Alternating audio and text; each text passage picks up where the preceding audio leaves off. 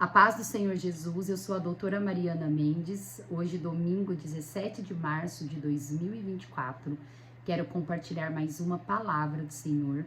Antes de tudo, quero agradecer você que me escuta, que Deus pode te abençoar grandemente, te prosperar nesse mundo.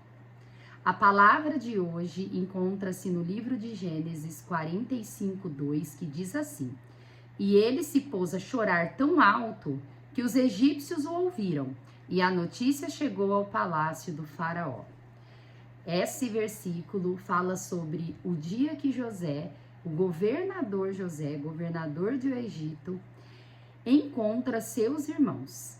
Os irmãos, a princípio, não o reconheceram, mas ele, com certeza, conheceu de cara os seus irmãos. Os seus irmãos não o reconheceram, pois já havia passado muitos anos que eles não o viram. E José, ele estava vivendo sobre a cultura egípcia, com certeza, com trajes egípcios, a pintura, a maquiagem típica do Egito. Então, os seus irmãos não o reconheceram. Além disso, quem imaginaria que um israelita que foi vendido como escravo no deserto, imaginaria que chegaria a ser o governador do Egito? E José, quando encontrou seus irmãos, chorou muito, pois de saudade da sua família e também, talvez, de ter relembrado tudo que os irmãos fizeram ele passar. E José chorou. José chorou, lavou as suas mágoas, perdoou seus irmãos, conseguiu passar por cima de tudo, da tentativa de assassinato, da venda dele como escravo e, ainda melhor, visto qual era o propósito de tudo aquilo que havia conhecido. José, ele nos ensina o quanto é importante saber perdoar, saber ver os propósitos nas coisas ruins que nos acontecem. Pois ontem nós falamos que tudo coopera para o bem daqueles que amam a Deus. E o verdadeiro cristão tem que saber ver qual é o propósito de tudo que nós passamos. Como José edifica a nossa fé?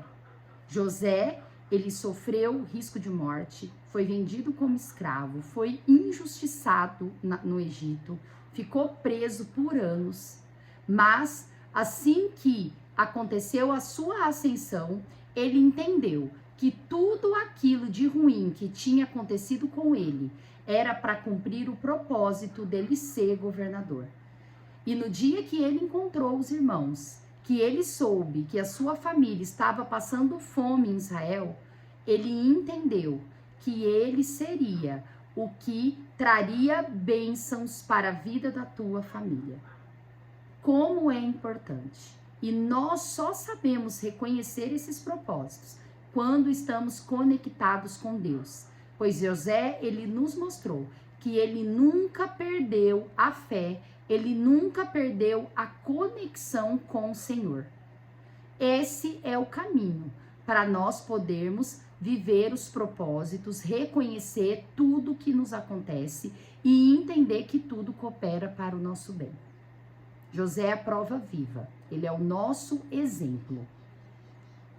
Quando não conseguimos entender, compreender o sentido do que passamos, quando não conseguimos manter uma conexão real com Cristo, nós não conseguimos passar por cima das nossas mágoas, do nosso rancor, não conseguimos perdoar e nos tornamos pessoas com ódio no coração, com rancor e magoadas. Uma pessoa ferida, uma pessoa magoada, ela não consegue viver o propósito do Senhor. Ela não consegue receber a bênção do Senhor. Por isso que, se você hoje guarda mágoa de alguém, tem ódio de alguém, ou não consegue perdoar as coisas ruins que alguém já fez para você, saiba que dessa forma você está aprisionado e você não conseguirá viver o melhor de Deus. E José chorou. A Bíblia diz que ele chorou tão alto que as pessoas que estavam fora do local onde ele estava escutavam. E José, ele traz outro ensinamento para nós. Como é importante nós chorarmos, nós vivermos a nossa dor, para assim nós conseguirmos digerirmos todo o estresse, toda a dor com que passamos. Salomão, em Eclesiastes, ele diz: há tempo para tudo nessa terra e há tempo de chorar. Então, em momentos de luto, em momentos de dor, em momentos que somos humilhados, caluniados, que alguém nos faz sofrer, temos que perdoar, mas temos também que sofrer, viver esse luto, saber a gente conseguir extrair todo o mal que isso nos trouxe. O choro realmente lava, o choro realmente faz a gente extravasar tudo aquilo que está causando dor na gente. O choro realmente vem da alma e ela nos purifica. Muitas vezes ficamos guardando, engolindo literalmente o choro. E é por isso que nós não conseguimos tirar todo o mal da nossa vida. Precisamos chorar, precisamos saber sofrer, precisamos digerir tudo o mal que nós estamos passando.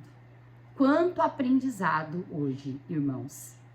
O salmista Davi, ele diz: o choro dura uma noite, mas a alegria vem pela manhã.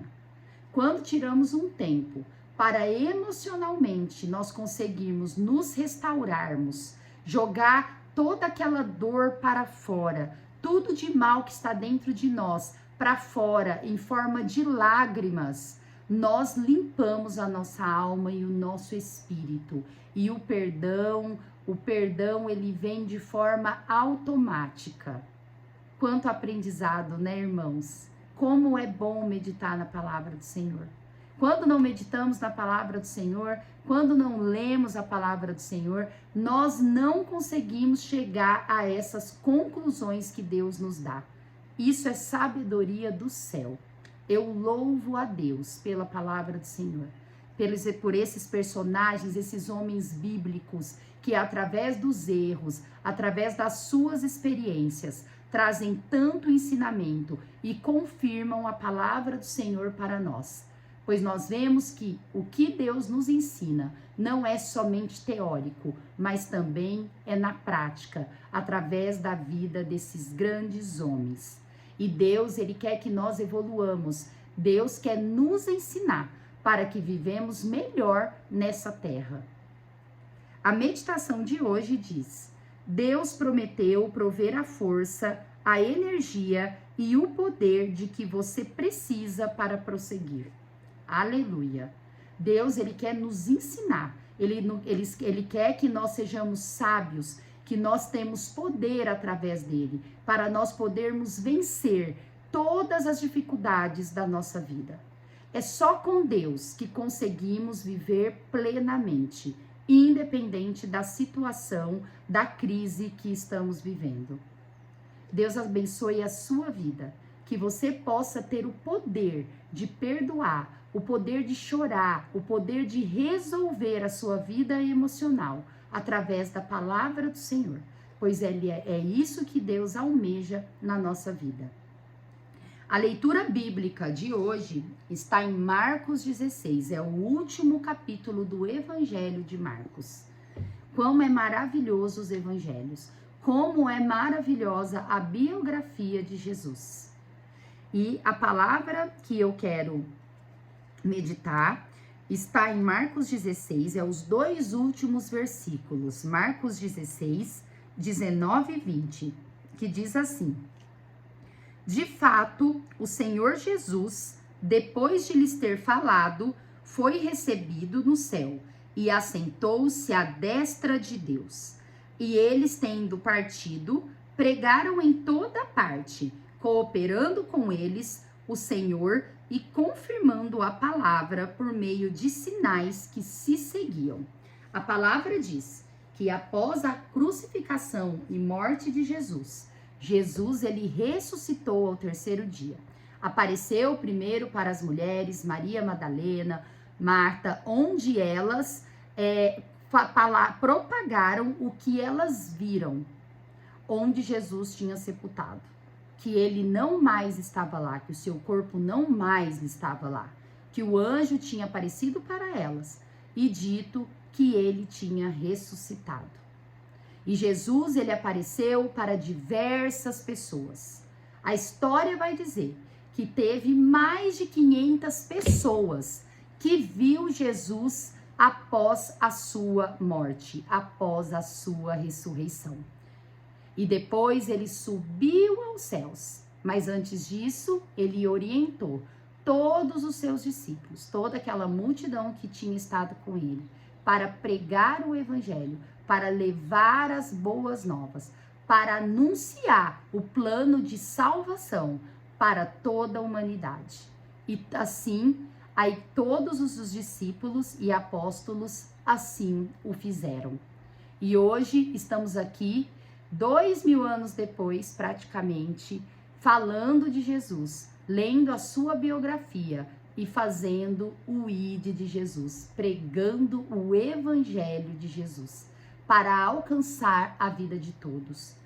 Pois Deus tem um plano de salvação e Ele quer que nós alcancemos todos ao nosso redor. As pessoas simples, as pessoas ricas, as boas pessoas, as más pessoas, os nossos amigos, os nossos inimigos, os familiares, todas as pessoas. O plano do Evangelho do Senhor é para todos, não tem discriminação. Deus, ele quer resgatar todas as pessoas, mesmo aquela que você não gosta, que você acha que não é digno de ser salvo. Jesus também se importa com essa pessoa. É por isso que temos que falar diariamente da palavra de Jesus. É para isso que Jesus nos trouxe aqui. É para isso que Jesus me alcançou. Para toda a alegria da salvação, toda a alegria da vida eterna, eu possa alcançar a vida das outras pessoas. Jesus nos ama. Deus ama a humanidade. E todas as suas promessas, todas as profecias, já se cumpriram a maioria delas e vai se cumprir. A volta de Jesus é certa, a salvação é certa, a vida eterna é certa. Louvado seja o nome do Senhor Jesus Cristo. Que o amor de Jesus Cristo, que um dia com a sua graça e misericórdia, mesmo sem eu merecer, me alcançou, pode alcançar e mudar a sua vida também. Deus abençoe vocês. Eu amo vocês em Cristo Jesus. Jesus também ama muito. Até amanhã. Deus abençoe.